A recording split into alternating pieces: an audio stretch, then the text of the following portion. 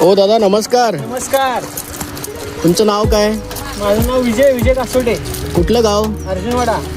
बरं आता सध्या काय करताय तुम्ही? सध्या मासे पकडायला आज सुट्टी म्हणून आज मासे पकडायला आले.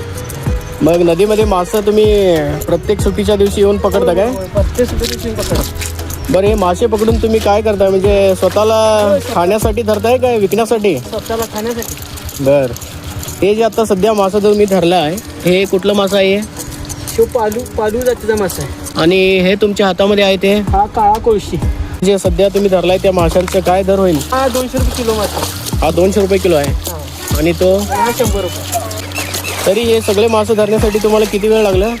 2 तास. मग भाऊ हे मासं इथं नदीमध्ये धरून नदीमध्ये स्वच्छ करून घेऊन जाता काय तुम्ही? हो. हो आतापर्यंत तुम्ही माझ्याशी बोलल्याबद्दल तुम्हाला मी धन्यवाद देतो. नमस्कार.